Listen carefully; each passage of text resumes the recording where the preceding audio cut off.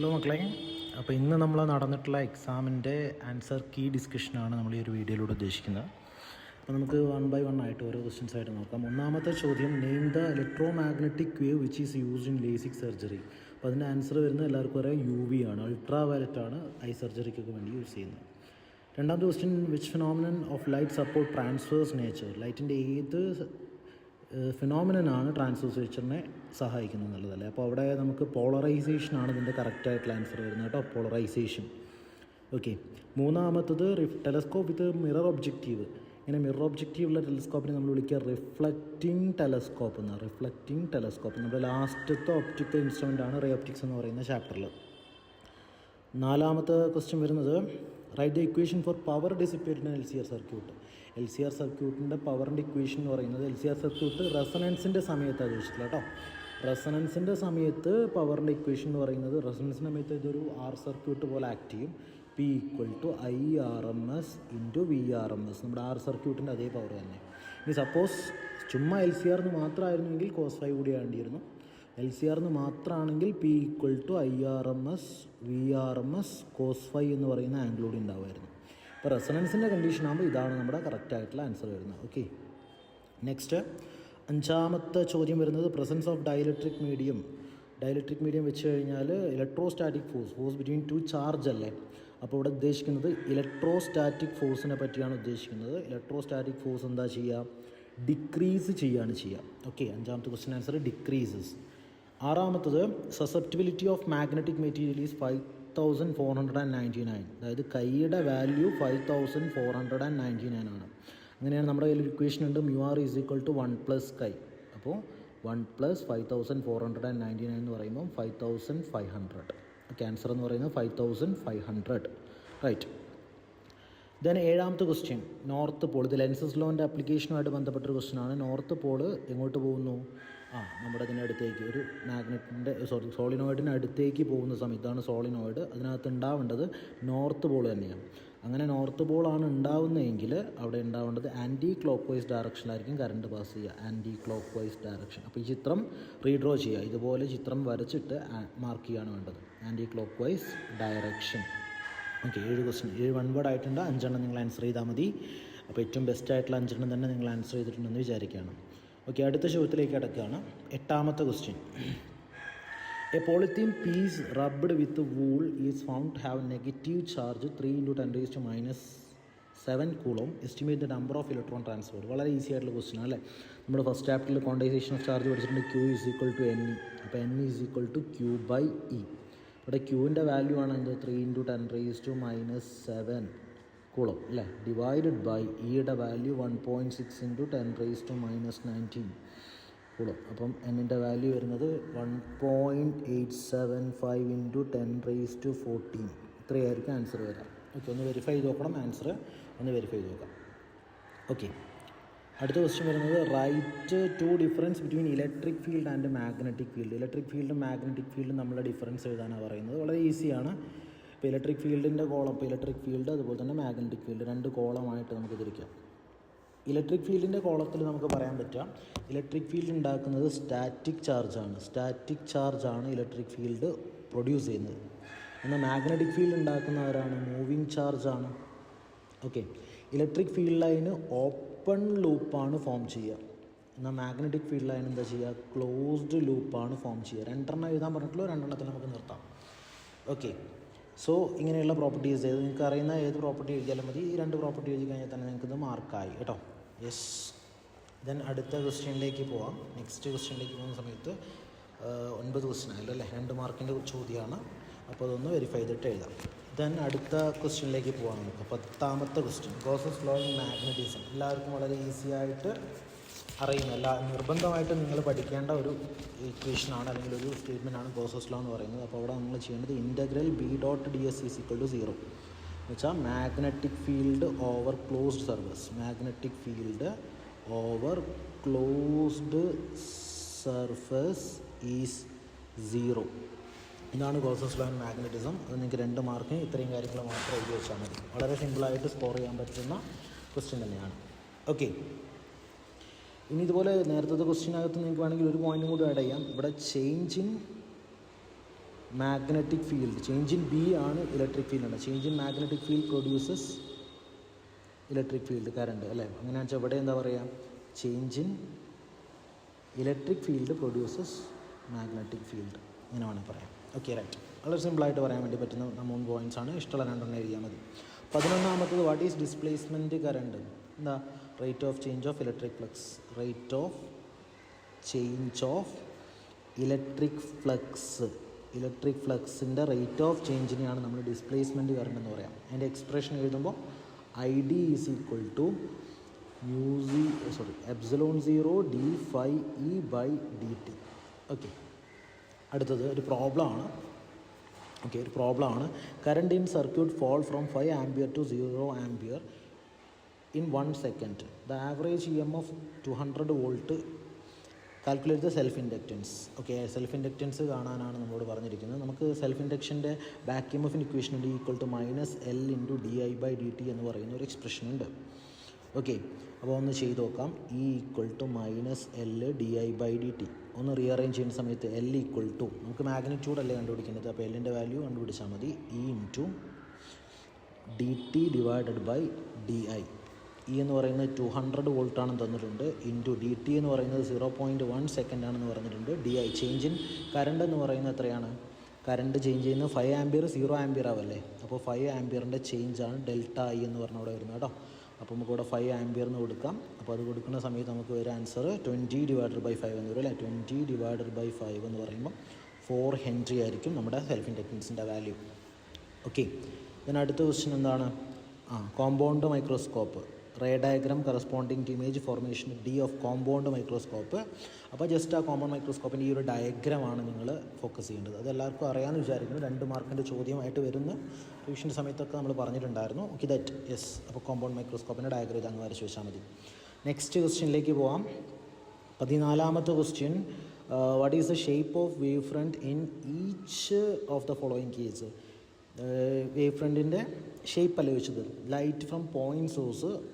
Okay, ആ point സോഴ്സിൻ്റെ കേസിൽ നമുക്ക് എന്ത് ചെയ്യാം, ഒന്ന് വരച്ച് നോക്കാം. പോയിൻറ്റ് സോഴ്സ് ഉണ്ടാക്കുന്ന വേവ് ഫ്രണ്ട്. ഇപ്പോൾ ഒരു പോയിൻറ്റ് സോഴ്സ് ഉണ്ടാക്കുന്നത്, ഒരു പോയിൻറ്റ് സോഴ്സ് ആണെങ്കിൽ അത് ഉണ്ടാക്കുന്ന വേവ് ഫ്രണ്ട് സ്പെരിക്കൽ ഷേപ്പ് ആയിരിക്കും. രണ്ടാമത്തെ ചോദ്യം എന്താ പറയുക, എ ക്വസ്റ്റ്യൻ ആയി. ബി എന്ന് പറഞ്ഞാൽ light emerging out of convex lens when A point source is placed at focus. ഒരു പോയിൻറ്റ് സോഴ്സ് ഫോക്കസിൽ വെച്ചിട്ടുണ്ട്, അതിൽ നിന്ന് ഇങ്ങനെ സ്പെരിക്കൽ വേവ് ഫ്രണ്ട് ഉണ്ടായി വരുന്നുണ്ട്. ഇവിടെ ആരുണ്ട്, ഒരു കോൺവെക്സ് ലെൻസ് ഉണ്ട്. അപ്പോൾ കോൺവെക്സ് ലെൻസിലേക്ക് ഇതുപോലെ വേവ് ഫ്രണ്ട് വരികയാണ്. അപ്പോൾ എന്ത് ചെയ്യും, ഇത് ഫോക്കസിലാണ് നമ്മുടെ സോഴ്സ് ഉള്ളത്. അപ്പോൾ ഇവിടെ നിന്ന് എന്ത് ചെയ്യും, പാരലായിട്ട് നേരെ ഇങ്ങനെ സ്ട്രെയിറ്റ് ലൈനായിട്ട് പാസ് ചെയ്യും. അപ്പോൾ ഇങ്ങനെ സ്ട്രെയിറ്റ് ലൈനായിട്ട് വരുന്ന വേവ് ഫ്രണ്ടിനെ നമ്മൾ വിളിക്കുക പ്ലെയിൻ വേവ് ഫ്രണ്ട് എന്നാണ്. അപ്പോൾ എമർജ് ചെയ്യുന്ന വേവ് ഫ്രണ്ടിൻ്റെ പേര് plane wave front. Okay yes. Next അടുത്ത ചോദ്യത്തിലേക്ക് കിടക്കാം. 14ാമത്തെ ചോദ്യം നമ്മളവിടെ കംപ്ലീറ്റ് ആയിട്ടുണ്ട്. നെക്സ്റ്റ് ക്വസ്റ്റ്യനിലേക്ക് നമ്മൾ കിടക്കുന്നു. 15ാമത്തെ question, electric dipole place in uniform electric field the electrostatic potential equation -PE cos θ അല്ലേ. ഇലക്ട്രോസ്റ്റാറ്റിക് എനർജീൻ്റെ ഇക്വേഷൻ മതി, ഡെറിവേഷനൊന്നും വേണ്ട, ഇക്വേഷൻ മാത്രം മതി. ചോദ്യം എന്താണ് അടുത്തത്, ആൻ ഇലക്ട്രോൺ ആൻഡ് പ്രോട്ടോൺ. ഇലക്ട്രോണും പ്രോട്ടോണും ഈക്വൽ ആൻഡ് ഓപ്പോസിറ്റ് ചാർജസ് ആണ്. അവർ 1 ഡിസ്റ്റൻസ് അപ്പാർട്ടായിട്ട് വെച്ചിട്ടുണ്ട്. Calculate the electrostatic potential energy. Electrostatic potential എനർജിയുടെ ഇക്വേഷൻ KQ/R². KQ²/R. ഓക്കെ, അല്ലെ KQ1 Q2/R. അപ്പോൾ അതുകൂടെ ജസ്റ്റ് അപ്ലൈ ചെയ്ത് കൊടുക്കുക. ഇത് അപ്ലൈ ചെയ്യുന്ന സമയത്ത് എൻ്റെ വാല്യൂ വരുന്നത് നമുക്കൊന്ന് ജസ്റ്റ് ഒന്ന് ട്രൈ ചെയ്ത് നോക്കാം, എഴുതി നോക്കാം അല്ലേ. അതിൻ്റെ വാല്യൂസ് നമ്മൾ കൊടുക്കാൻ വേണ്ടി പോവുകയാണ്. കൊടുക്കുന്ന സമയത്ത് വളരെ ഈസിയാണ്, പ്രത്യേകിച്ച് കൂടുതലായിട്ടും ചെയ്യാനൊന്നുമില്ല. U = KQ²/R. K എന്ന് പറയുമ്പോൾ 9 × 10⁻⁹ ആണ്. ക്യൂവിൻ്റെ സ്ഥാനത്ത് 1.6 × 10⁻⁻19 2.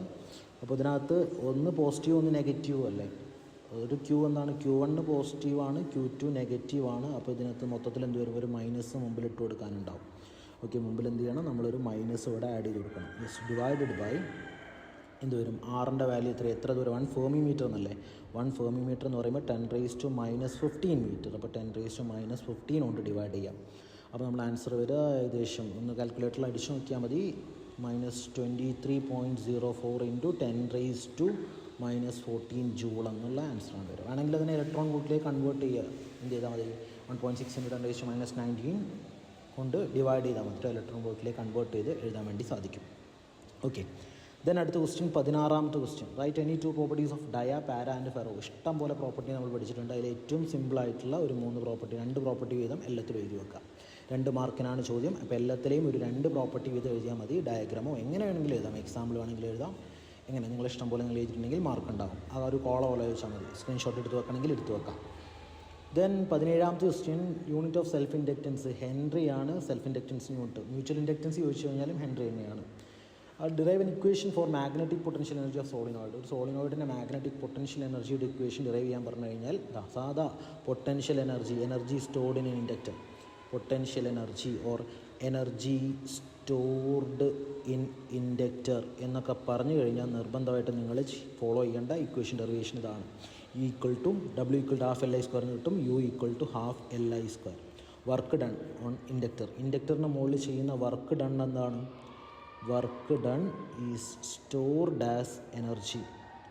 ഓക്കെ. ഡെറിവേഷൻ്റെ സ്റ്റെപ്പുകളൊന്നും ഞാൻ പറയുന്നില്ല, നിങ്ങൾ ഓൾറെഡി പറഞ്ഞിട്ടുണ്ടാകും. ജസ്റ്റ് ഒരു ആൻസർ ഡിസ്കഷന് വേണ്ടി മാത്രമായിട്ട് നിങ്ങളിത് കാണാം.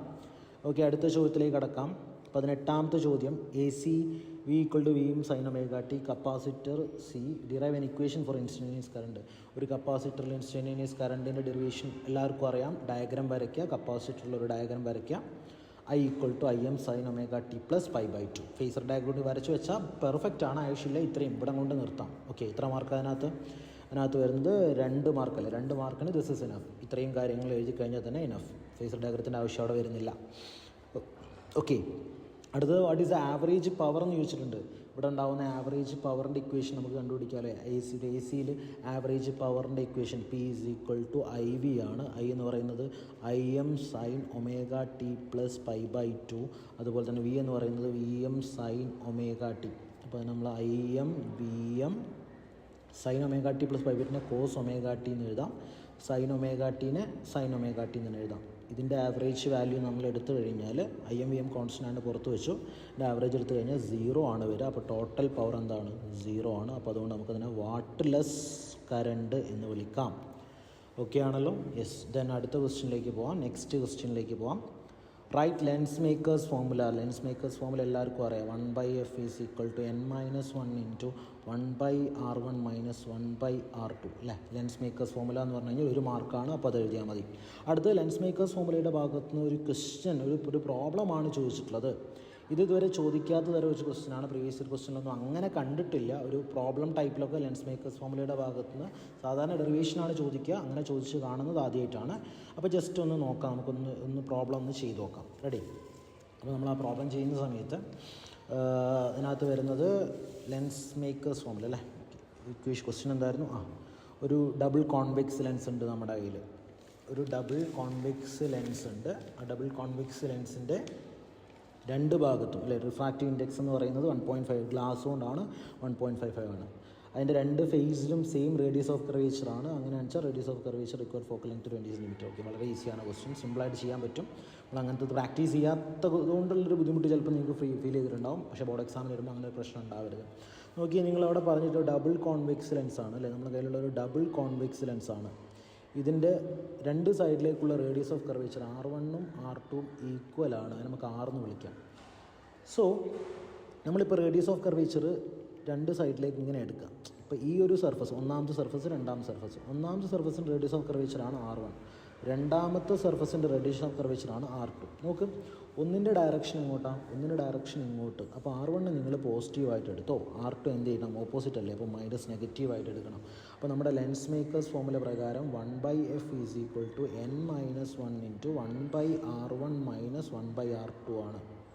ഓക്കെ. അപ്പോൾ 1/f = എന്നിൻ്റെ സ്ഥാനത്ത് 1.55 കൊടുക്കാം. -1 × 1/r -1/r എന്ന് വരും. ഓക്കെ. R2 നിങ്ങൾ മൈനസ് കൊടുക്കുമ്പോൾ ഇങ്ങനെയായിട്ട് മാറും എന്ന് വെച്ചാൽ അത് 2/r എന്നായിട്ട് മാറി ഇവിടെ. അപ്പോൾ 1.55 - 1 0.55 × 2/r = 1/20.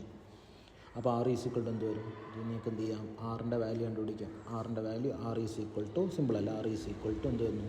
0.55 × 2 × 20. ആൻസർ വരിക 22 cm. സിമ്പിൾ, കഴിഞ്ഞു. അപ്പോൾ റേഡിയസ് ഓഫ് കർവേച്ചർ എത്രയാണ്? 22 cm എന്ന് കിട്ടിയിട്ടുണ്ടെങ്കിൽ നിങ്ങളുടെ ആൻസർ അത് കറക്റ്റ് ആയിരിക്കും. റൈറ്റ്. നെക്സ്റ്റ് അടുത്ത ക്വസ്റ്റ്യനിലേക്ക് നമ്മൾ അടുത്ത ക്വസ്റ്റ്യനിലേക്ക് നമ്മൾ വരികയാണ്. നെക്സ്റ്റ് ക്വസ്റ്റ്യൻ എന്തായിരുന്നു? യെസ്. ഡാർക്ക് ഫ്രിഞ്ചും ബ്രൈറ്റ് ഫ്രിഞ്ചും കിട്ടാനുള്ള കണ്ടീഷൻ എന്താണെന്നുള്ളതാണ് അടുത്ത ക്വസ്റ്റ്യൻ. ഡാർക്ക് ഫ്രിഞ്ചിൻ്റെ ആദ്യം ബ്രൈറ്റിൻ്റെ കണ്ടീഷൻ നോക്കാം. ബ്രൈറ്റ് കിട്ടുന്ന എപ്പോഴാണ്? എൻ ലാംഡ, കൺസ്ട്രക്റ്റീവ് ഇൻ്റർഫറൻസിൽ എൻ ലാംഡ അല്ലേ, എൻ ലാംഡ ബ്രൈറ്റ് കിട്ടുന്നത് നമുക്ക് എൻ ലാംഡ എന്ന് പറയുന്ന കണ്ടീഷനാണ്. ഡാർക്ക് കിട്ടുന്നത്, ഡാർക്ക് എന്ന് പറഞ്ഞാൽ ഡിസ്ട്രക്റ്റീവ് ഇൻ്റർഫറൻസ് ആണ്. അപ്പോൾ N plus half lambda. Okay, അപ്പോൾ ആ ഒരു കണ്ടീഷൻ ഓർത്ത് വെക്കാം, എൻ പ്ലസ് ഹാഫ് ലാംഡ. അപ്പം ദെൻ ഈ രണ്ട് 20th എ ക്വസ്റ്റ്യൻ ഓക്കെയാണ്. 20th ബി ക്വസ്റ്റ്യൻ വീണ്ടും ഒരു പ്രോബ്ലമാണ് ചോദിച്ചിട്ടുള്ളത്. അതും വലിയൊരു ബുദ്ധിമുട്ടുണ്ടാക്കുന്ന ഒരു പ്രോബ്ലം ഒന്നുമല്ല, വളരെ ഈസി ആയിട്ട് നിങ്ങൾക്ക് ചെയ്യാൻ പറ്റുന്ന രീതിയിലുള്ളൊരു പ്രോബ്ലമാണ്. ഫ്രിഞ്ച് വിഡ്ത്ത് ഇവിടെ പറഞ്ഞിരിക്കുന്നതാണ് യങ്സിൻ്റെ ഡബിൾ സ്ലിറ്റ് എക്സ്പെരിമെൻ്റ് ആണ്. അവരെ സെപ്പറേറ്റ് ചെയ്തിട്ടുള്ളത് 0.22 മീറ്റർ ആണ്. അപ്പോൾ നമുക്ക് അവിടെ എഴുതി വെക്കാം ഡിയുടെ വാല്യൂ എത്രയാണ്? സ്മോൾ ലെറ്റർ ഡിയുടെ വാല്യൂ 0.28 മില്ലിമീറ്റർ. ക്യാപിറ്റൽ ഡി സ്ക്രീനിൻ്റെ ഡിസ്റ്റൻസ് ആണ് 1.4 മീറ്റർ എന്ന് പറയുന്നത്. Distance between central bright fringe and fourth fringe, ഒന്നാമത്തെയും നാലാമത്തെയും. ഇപ്പോൾ ഇത് നമ്മുടെ സ്ക്രീനാണെങ്കിൽ ഇത് സെൻട്രൽ, ഇതിൽ ഒന്നാമത്തെ ബ്രൈറ്റ് 2, 3, നാലാമത്തെ ബ്രൈറ്റ് 1, 2, 3, 4, നാലാമത്തെ ബ്രൈറ്റ്.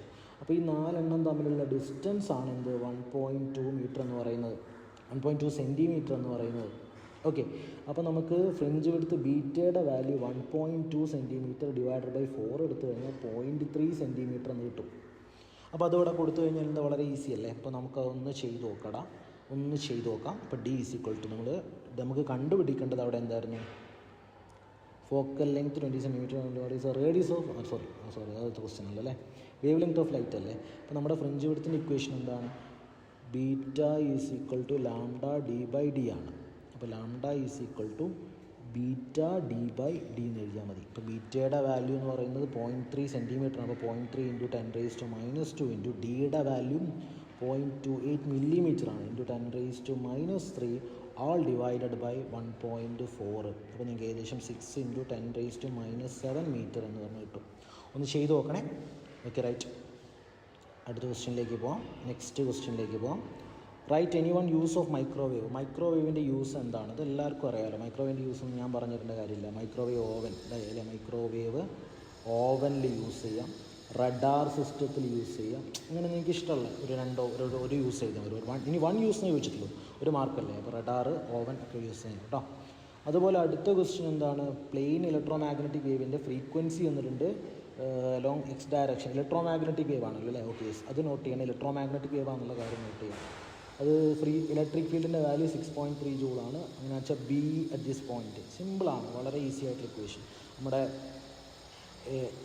ഇലക്ട്രിക് ഫീൽഡിൻ്റെ ഇക്വേഷൻ വെലോസിറ്റി ഓഫ് ലൈറ്റിൻ്റെ equation C equal to E by B. E എന്ന് പറയുന്നത് 6.3 അല്ലേ തന്നിട്ടുള്ളത് ക്വസ്റ്റ്യനകത്ത്? 6.3 ആണ് അല്ലേ, 6.3 ആണ്. അപ്പോൾ 6.3 divided by B equal to സിയുടെ വാല്യൂ എപ്പോഴും 3 × 10⁸8 ആയിരിക്കും. അപ്പോൾ അതോടെ കൊടുത്തു കഴിഞ്ഞാൽ B is equal to 6.3 divided by 3 × 10⁸8. Okay, അപ്പോൾ ചെയ്യുമ്പോൾ നിങ്ങൾക്ക് ഏകദേശം 2.1 × 10⁻⁻8 ടെസ്ല എന്ന് കിട്ടും. Okay, right. അപ്പോൾ പ്രോബ്ലം ഓക്കെ ആണല്ലോ, വലിയ ബുദ്ധിമുട്ടില്ലല്ലോ. അപ്പോൾ ഇതൊക്കെ പ്രോബ്ലംസ് വരുമ്പം ബുദ്ധിമുട്ടുണ്ടാകും ചിലപ്പോൾ. നിങ്ങൾ ക്രിസ്മസ് എക്സാമിനേഷൻ ആയതുകൊണ്ട് ബോർഡ് എക്സാമിനേഷൻ ആകുമ്പോഴേക്കും അത് ടാക്കിൾ ചെയ്തെടുക്കണം. അപ്പോൾ അതിന് വേണ്ടിയിട്ടാണ് പറഞ്ഞു പോകുന്നത് കേട്ടോ. യെസ്, നെക്സ്റ്റ് ക്വസ്റ്റ്യനിലേക്ക് കിടക്കാം. 22th question. ഇവിടെ 3 സെല്ലുണ്ട്. അവിടെ നമ്മൾ കണ്ടുപിടിക്കേണ്ടത് write the effective EMF internal distance. Effective EMF series ആണല്ലോ, ഇത് 3 സീരീസ് അല്ലേ. അപ്പോൾ E equal to E1 + E2 + E3. Internal distance R equal to R1 + R2 + R3. ഇനി എന്താ പറഞ്ഞിട്ടുള്ളത് ബി ക്വസ്റ്റിനകത്ത്? Apply junction rule at A എന്ന് പറയുന്ന പോയിൻറ്റിനകത്ത് ജംഗ്ഷൻ റൂൾ അപ്ലൈ ചെയ്യാം. നമുക്ക് എയിലേക്ക് വരുന്നത് I3, എയിൽ നിന്ന് പോകുന്നത് I1 ഉം I2. അപ്പോൾ സിമ്പിളാണ്. I3 ഈസ് ഈക്വൽ ടു നമുക്ക് എഴുതി വെക്കാം, I3 is equal to I1 + I2 അല്ലേ. Total current entering the junction, enter ചെയ്യുന്നത് I3, ലീവ് ചെയ്യുന്നത് I1 + I2. Entering equal to leaving. Simple.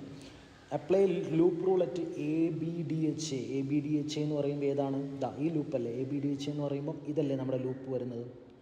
Okay, അവിടെ നമ്മൾ അപ്ലൈ ചെയ്യുമ്പം ΔV ഈസ് ഈക്വൽ ടു 0 എന്നാണ് നമ്മുടെ ലൂപ്പ് റൂൾ പറയുക. അപ്പോൾ ഇവിടെ 45 വോൾട്ട് ഉണ്ട് battery. 45 volt is equal to അതിലൂടെ പോണ കറണ്ട് എന്ന് പറയുന്നത് I3. Yes, I3. ആ I3 ഇൻറ്റു ഒരു മാർക്കല്ലേ ഉള്ളൂ, അപ്പോൾ ജസ്റ്റ് ഇങ്ങനെ എഴുതിയാൽ മതി. I3 ഇൻറ്റു 1 ഓം അല്ലേ. 1 ഓമിലൂടെ പോണത് I3 ഇൻറ്റു 1 ഇതായി പ്ലസ് I3 എന്നല്ലേ 40 ഓമിലൂടെ പോകണം I3 ഇൻറ്റു 40 പ്ലസ് പിന്നെന്താ 30 ഓമിലൂടെ പോകണം I1. അപ്പോൾ I1 ഇൻറ്റു 30 ഓം അല്ല, I1 ഇൻറ്റു 30. ഇതാണ് അവിടുത്തെ കിർച്ചോഫിൻ്റെ വോൾട്ടേജ് റൂൾ. ജസ്റ്റ് അത് അപ്ലൈ ചെയ്ത് വെച്ചാൽ മതി, കൂടുതലൊന്നും വേണ്ട കേട്ടോ. ജസ്റ്റ് I3ൻ്റെ വാല്യൂ കണ്ടുപിടിക്കാനൊന്നും പോകണ്ട, 1 മാർക്കിൻ്റെ ക്വസ്റ്റ്യൻ അല്ലേ, അപ്പോൾ വാല്യൂ കണ്ടുപിടിക്കാനും നിങ്ങൾ കഷ്ടപ്പെട്ട് പോകേണ്ട ആവശ്യമില്ല. That's it. യെസ്, നെക്സ്റ്റ് ക്വസ്റ്റ്യനിലേക്ക് പോകാം. സ്നെൽസ് ലോ അല്ലേ, സ്നെൽസ് ലോ പ്രൂവ് ചെയ്യണം യൂസിങ് ഹൈജൻ പ്രിൻസിപ്പിൾ വെച്ചിട്ട്. അപ്പോൾ വളരെ ഈസിയാണ്. ഇതാ ഈ ഒരു ഡയഗ്രാം വരയ്ക്കണം. ഡയഗ്രാം വരയ്ക്കുന്നതിന് മാർക്കുണ്ട്, 2 മാർക്ക് ഡയഗ്രാം വരയ്ക്കുന്നതിനാണ്. ഓക്കെ, ടോട്ടൽ എത്ര മാർക്ക് അതിനകത്ത്? 4 മാർക്കല്ലേ, 4 മാർക്കിനടുത്ത് അല്ലേ, 4 മാർക്കിൻ്റെ ക്വസ്റ്റ്യൻ ആണെന്ന് ഞാൻ മനസ്സിലാക്കുന്നു. 4 മാർക്കിൻ്റെ ക്വസ്റ്റ്യൻ ആകുമ്പോൾ 2 മാർക്ക് ഡയഗ്രത്തിനും 2 മാർക്ക് ഡെറിവേഷനുമാണ് വരിക. അപ്പോൾ 2 മാർക്കിൻ്റെ ഡയഗ്രാം ഇവിടെ ഉണ്ട്. ഡയഗ്രാം വരയ്ക്കുന്നത് ശ്രദ്ധിക്കണം. BC എന്ന് പറയുന്ന ലെങ്ത്ത്, ഈ BC എന്ന് പറയുന്ന ലെങ്ത്തിനേക്കാൾ കുറവായിരിക്കണം ഈ AE എന്ന് പറഞ്ഞ ലെങ്ത്ത്. കാരണം ലൈറ്റിൻ്റെ സ്പീഡ്, ഇത് റെയറർ മീഡിയമാണ്, ഇത് റെയറാണ്, ഇത് ഡെൻസറാണ്. നമ്മൾ എടുത്തിരിക്കുന്ന ചിത്രപ്രകാരം അങ്ങനെ കേട്ടോ. അപ്പോൾ റെയറർ മീഡിയത്തിൽ നിന്ന് ഡെൻസർ മീഡിയത്തിലേക്ക് പോകുമ്പോൾ ലൈറ്റിൻ്റെ സ്പീഡ് കുറയണം. അപ്പോൾ AE എന്ന് പറയുന്ന ലൈനിൻ്റെ ലെങ്ത്ത് എന്ത് ചെയ്യണം? കുറയണം. അപ്പോൾ BCയും AEയും നമ്മൾ മെഷർ ചെയ്ത് നോക്കുമ്പോൾ BCനേക്കാൾ കുറവായിരിക്കണം എന്ത്? AE കേട്ടോ. അത് ശ്രദ്ധിക്കുക, BC എന്ന് പറയുന്നത് AEനേക്കാൾ കൂടുതലായിരിക്കണം. അത് മാത്രം നിങ്ങൾ ഡയഗ്രത്തിൽ ശ്രദ്ധിച്ചാൽ മതി. ഓക്കെ, സൈൻ I കണ്ടുപിടിച്ചു, സൈൻ R കണ്ടുപിടിച്ചു. Sine A by sine R = N2/N1. Okay അല്ലേ, ഡെറിവേഷൻ ആയിട്ടുണ്ട് കേട്ടോ. Then derive the relation of focal length of radius. Okay, അത് വളരെ സിമ്പിളായിട്ടുള്ള 24ാമത്തെ ക്വസ്റ്റ്യൻ. ഫോക്കൽ ലെങ്ത്തിൻ്റെ ഇക്വേഷൻ ഉണ്ടാക്കാൻ. ഓക്കെ, എങ്ങനെയാണ് ഫോക്കൽ ലെങ്ത്തിൻ്റെ ഇക്വേഷൻ പറയാം? നമ്മൾ ഒരു ഡയഗ്രം എടുത്തു കഴിഞ്ഞാൽ ഒരു ഫോക്കൽ ലെൻസ് ഉണ്ട്, മിററുണ്ട്. മിററിനകത്ത് നമുക്കിതാ ഇതേപോലെ ഒരു ലൈൻ വരുന്നു, ഫോക്കസ് കൂടി പോകുന്നു. അപ്പോൾ ഈ ആംഗിൾ 2θ എന്ന് മാർക്ക് ചെയ്തു. ഇനി ഇവിടെ നിന്ന് ഇങ്ങോട്ട് ഒരു സിയിലൂടെ പോയി കഴിഞ്ഞാൽ സിയിലൂടെ തന്നെ തിരിച്ചു വരും. ഓക്കെ, ഈ ആംഗിൾ θ. ഇവിടെ നിങ്ങൾക്ക് പേര് കൊടുക്കാം MD. അപ്പോൾ ചിത്രത്തിനകത്ത് tan θ = ഇതിന് പേരുണ്ട് R, MD/RD. ഈ ആറിലേക്കുള്ള ദൂരം നമുക്ക് ഇത് C നിർത്തിയുണ്ട്. സിയിലേക്കുള്ള ദൂരം R, ഇതിലേക്കുള്ള ദൂരം F. tan θ = MD/R, tan 2θ = MD/F അല്ലേ, F. അപ്പോൾ കമ്പയർ ചെയ്യുന്ന സമയത്ത് tan θ നമുക്ക് θ എന്ന് വിളിക്കാം. θ = MD/R. അപ്പോൾ Rθ = MD. ഇവിടെ എന്ത് കിട്ടും? Rθ ഇവിടെ Fθ അല്ലേ, F2θ θ സ്മോൾ, tan θ സ്മോൾ ആണെങ്കിൽ സ്മോൾ ആണെങ്കിൽ tan θ നമുക്ക് θ എന്ന് വിളിക്കാം. θ സ്മോൾ ആണെങ്കിൽ tan θ എന്ന് വിളിക്കാം, 2θ എന്ന് വിളിക്കാം. അങ്ങനെയാണ് നിങ്ങൾ എടുക്കുന്നത് കേട്ടോ. അപ്പോൾ 2θ = MD/F. F × 2θ = MD. കമ്പയർ ചെയ്യുന്ന സമയത്ത് F R/2 എന്ന് കിട്ടും. ഓക്കെ, ആ ഡെറിവേഷൻ നിങ്ങളുടെ കയ്യിലുണ്ട്, അത് പഠിച്ചാൽ മതി. നെക്സ്റ്റ് ക്വസ്റ്റ്യനിലേക്ക് പോകാം. അതിനകത്ത് തന്നെ ഇത് 2 മാർക്കാണ് ആ ഡെറിവേഷന്. ദെൻ ഫോക്കൽ ലെങ്ത് കണ്ടുപിടിക്കാൻ ഒരു ക്വസ്റ്റ്യൻ ഉണ്ട്. കൺവേർജിങ് ലെൻസ് ആണോ ഡൈവേർജിങ് ലെൻസ് ആണോ? ഓക്കെ, വളരെ സിമ്പിളായിട്ടുള്ള ക്വസ്റ്റ്യൻ ആണ്. നമ്മുടെ കയ്യിലൊരു കോൺവെക്സ് ലെൻസ് ഉണ്ട്, 30 സെൻറ്റിമീറ്റർ ആണ്. ഓക്കെ, അപ്പോൾ F1 കിട്ടി. F1 = +30. കോൺവെക്സ് എന്ന് കണ്ടാൽ പ്ലസ് എടുക്കുക. അതുപോലെ കോൺകേവ് ലെൻസ് ഉണ്ട് F2, അപ്പം -20 സെൻറ്റിമീറ്റർ ആണ് അതിൻ്റെ ഫോക്കൽ ലെങ്ത്ത്. അപ്പോൾ കോമ്പിനേഷൻ കാണുന്ന സമയത്ത് എന്താ വരിക? കോമ്പിനേഷൻ കാണുന്ന സമയത്ത് 1/F = 1/F1 + 1/F2. 1/F എന്ന് പറയുമ്പോൾ കണ്ടുപിടിക്കേണ്ടത് 1/F = 1/30 + 30 + 1/-20. അപ്പം -20. ഓക്കെ, അതിന് നമുക്ക് എന്ത് ചെയ്യാം? 1/30 - 1/20 എന്ന് എഴുതാം. അപ്പോൾ അത് ചെയ്യുന്ന സമയത്ത് 20 - 30 അല്ലേ, 20 - 30 / 13 × 26 100. 20 - 30 വരുമ്പോൾ 10/20 - 30 വരുമ്പോൾ -10 / 600. അപ്പോൾ 1/F എന്ന് പറയുമ്പോൾ എത്ര? F എന്ന് പറയുമ്പോൾ എന്താ പറയുക? 600 / 10 അപ്പം -60 സെൻറ്റിമീറ്റർ ആണ് എന്ത്? ഈ കോമ്പിനേഷൻ്റെ ഫോക്കൽ ലെങ്ത്ത്. ഇവിടെ മൈനസ് അല്ലേ വന്നത് അല്ലേ? ഇവിടെ മൈനസ് വന്നു കഴിഞ്ഞാൽ ഇവിടെ എന്ത് വന്നിട്ടുണ്ട്? മൈനസ് വന്നു കഴിഞ്ഞാൽ അത് നമുക്ക് എന്ത് വിളിക്കാം? ഡൈവേർജിങ് ലെൻസ് എന്ന് വിളിക്കാം. ഓക്കെ, മൈനസ് ആണെങ്കിൽ ഡൈവേർജിങ് എന്ന് വെച്ചാൽ കോൺകേവ് ലെൻസ് പോലെയാണ് ഇത് ആക്ട് ചെയ്യുക. Okay, right. നെക്സ്റ്റ് അടുത്ത ചോദ്യത്തിലേക്ക് പോകാം. അടുത്ത ക്വസ്റ്റ്യൻ എന്താണ്? Explain 2 energy losses. നിങ്ങൾക്ക് ഇഷ്ടമുള്ള എഴുതാം. കോപ്പർ ലോസ് എഴുതാം അല്ലേ. അപ്പോൾ നിങ്ങൾക്ക് എനർജി ലോസ് എഴുതുമ്പം കോപ്പർ ലോസ് എഴുതാം. അതുപോലെ തന്നെ എഡ്ഡി കറണ്ട് ലോസ് എഴുതാം. ഫ്ലക്സ് ലീക്കേജ് എഴുതാം. അത് എക്സ്പ്ലെയിൻ ചെയ്ത് വെക്കണേ. ഫ്ലക്സ് ലീക്കേജ് എഴുതാം. ഹൈ സ്റ്റീരിസിസ് ലോസ് എഴുതാം. എന്ത് വേണമെങ്കിലും എഴുതാം. അടുത്തത് 44 ഉണ്ട് അല്ലേ, 25th B question. 44 milli Henry ഒരു പ്രോബ്ലമാണ് ചെയ്ത് നോക്കാം നമുക്ക്. 44 milli henry inductor connected to 220 volt 50 hertz. Okay, ഒരു പ്രോബ്ലമാണ്, വളരെ സിമ്പിളായിട്ട് ചെയ്യാൻ പറ്റുന്ന ഒരു ഈസി ആയിട്ടുള്ളൊരു പ്രോബ്ലമാണ്. നമുക്ക് ജസ്റ്റ് ഒന്ന് ചെയ്തു. അപ്പോൾ നമുക്ക് കണ്ടുപിടിക്കേണ്ടത് RMS വാല്യൂ ആണ്. എന്താണ് RMS വാല്യൂ? കറണ്ടിൻ്റെ ഇക്വേഷൻ അവിടെ എഴുതുന്നുണ്ട്. IRMS ഈസ് ഈക്വൽ ടു, നമ്മുടെ ഇക്വേഷൻ നമ്മുടെ കയ്യിലുണ്ട്. IRMS is equal to VRMS divided by, ഇതൊരു ഇൻഡക്റ്റീവ് സർക്യൂട്ട് അല്ലേ, ഇത് സർക്യൂട്ടാണ്, ഇൻഡക്റ്റർ ഉള്ള സർക്യൂട്ടാണ്. അപ്പോൾ അത് നമുക്ക് ഇൻഡക്റ്റീവ് സർക്യൂട്ട് എന്ന് വിളിക്കാം. അവിടെ നമുക്ക് XL ആണ് വരിക. VRMSൻ്റെ വാല്യൂ 220 ആണെന്ന് ക്വസ്റ്റ്യൻ തന്നിട്ടുണ്ട്. XL എന്ന് പറയുമ്പോൾ L ഒമേഗയാണ്. 220 divided by L into 2πf. അപ്പോൾ IRMS is equal to 220 divided by എല്ലിൻ്റെ വാല്യൂ എത്രയാണ്? 44 മില്ലി ഹെൻറി അല്ലേ. 44 ഇൻറ്റു 10⁻³ ഇൻറ്റു 2.2 ഇൻറ്റു 3.14 ഇൻറ്റു എഫിൻ്റെ വാല്യൂ 50 ആണെന്ന് ക്വസ്റ്റ്യനിൽ തന്നിട്ടുണ്ട്. എഫിൻ്റെ വാല്യൂ 50 ആണ് തന്നിട്ടുണ്ട്. ഓക്കെ, ഇത് ചെയ്യുന്ന സമയത്ത് നിങ്ങൾക്ക് ആൻസർ വരെ 15.92 ആംപിയർ RMS വാല്യൂ കറണ്ട് കിട്ടിയിട്ടുണ്ട്. അപ്പോൾ RMS വാല്യൂ കണ്ടുപിടിക്കാനല്ലേ പറഞ്ഞിട്ടില്ല നമ്മളെടുത്ത്. ഈസിയാണ്, കഴിഞ്ഞു, പരിപാടി കഴിഞ്ഞു. യെസ്, 25th ക്വസ്റ്റ്യൻ ആയിട്ടുണ്ട് കേട്ടോ. ദെൻ അടുത്ത ക്വസ്റ്റ്യൻ എന്താണ്? Working principle of generator electro magnetic induction ആണ്. AC ജനറേറ്ററിൻ്റെ വർക്കിങ്ങും EMFും ഉണ്ടാക്കാൻ അത് വളരെ ഈസിയാണ്. അത് ജസ്റ്റ് ആ ഡയഗ്രം ഒന്ന് വരയ്ക്കുക, അതിൽ ഭാഗങ്ങളൊക്കെ ഒന്ന് മാർക്ക് ചെയ്യുക. E=E0 sin omega t എന്ന് പറഞ്ഞ് ഈ ഒരു ഇക്വേഷൻ ഡിറൈവ് ചെയ്ത് വെച്ച് കഴിഞ്ഞാൽ നിങ്ങൾക്ക് ആൻസർ ആവും. ഓക്കെ, ഫുൾ മാർക്ക് ഉണ്ടാവും. അതിന് 4 മാർക്കാണ് ആ സംഭവം ചെയ്യുന്നതിന്, 4 മാർക്കാണ്, ടോട്ടൽ 5 മാർക്ക്. ഇത്ര 4 മാർക്കൊന്നും ചോദിക്കാറില്ല പൊതുവേ, എന്നാലും ഇവിടെ ചോദിച്ചുകൊണ്ട് നമുക്ക് വേറെ ഓപ്ഷൻ ഇല്ലല്ലോ. അതിനടുത്തത് 27th ക്വസ്റ്റ്യനിൽ നമുക്ക് ആംബിയർ സർക്യൂട്ടൽ ചോദിച്ചിട്ടുണ്ട്. 27th ക്വസ്റ്റ്യനിൽ നോക്കി ആംബിയർ സർക്യൂട്ടൽ തിയറമാണ് ചോദിക്കുന്നത്. അപ്പോൾ ജസ്റ്റ് ഈ തിയറം എഴുതുക, ഇത് മാത്രം മതി. ഒരു മാർക്കല്ലേ ഉള്ളൂ അതിനകത്ത്, ഒരു മാർക്കാണ്. അപ്പോൾ ഒരു മാർക്ക് ആ ചിത്രം വരച്ചെഴുതുന്നതിന്, ജസ്റ്റ് ചിത്രം വരയ്ക്കൊന്നും വേണ്ട, ജസ്റ്റ് ആ ഒരു സ്റ്റേറ്റ്മെൻറ്റ് എഴുതി ഇക്വേഷൻ എഴുതുന്നതിന് കിട്ടും. മാത്തമാറ്റിക്കൽ ഫോം എഴുതാനേ പറഞ്ഞിട്ടുള്ളൂ. അപ്പോൾ integral μ0I equal to, okay sorry, integral B.dl is equal to μ0I. അത് എഴുതി കഴിഞ്ഞാൽ നിങ്ങൾക്ക് എന്ത് കിട്ടും?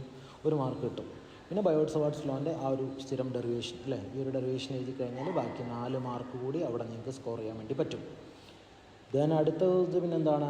27th ക്വസ്റ്റ്യൻ പറഞ്ഞു. 28th question phasor diagram impedance കണ്ടുപിടിക്കാനാണ് അല്ലേ. ഇമ്പിഡൻസ് സർക്യൂട്ട് കണ്ടുപിടിക്കുക. VL ഗ്രേറ്റർ ദാൻ BC വെച്ചിട്ട് ഇമ്പിഡൻസ് കണ്ടുപിടിക്കാനാണ്. അപ്പോൾ നമ്മൾ ചെയ്ത് കഴിഞ്ഞാൽ ഇതുപോലെ ഉണ്ടാവും. യെസ്, ഇതുപോലെ ഉണ്ടാവും. ഫേസർ സൊല്യൂഷൻ ചെയ്തു, ഇമ്പിഡൻസ് Z-ൻ്റെ ഇക്വേഷൻ കണ്ടുപിടിച്ചു. അപ്പോൾ ഇവിടെ നമ്മൾ എടുത്തിട്ടുള്ളത് XL - XC അല്ലേ. VL ഗ്രേറ്റർ ദാൻ BC എടുക്കാനല്ലേ പറഞ്ഞത്. അപ്പോൾ എന്ത് ചെയ്യുന്നത് വെച്ചാൽ ഈ ഡെറിവേഷനകത്ത് XC - XL ഉള്ള ഭാഗം എന്ത് ചെയ്യാം? XL - XC ആക്കി മാറ്റി എഴുതിയാൽ മതി.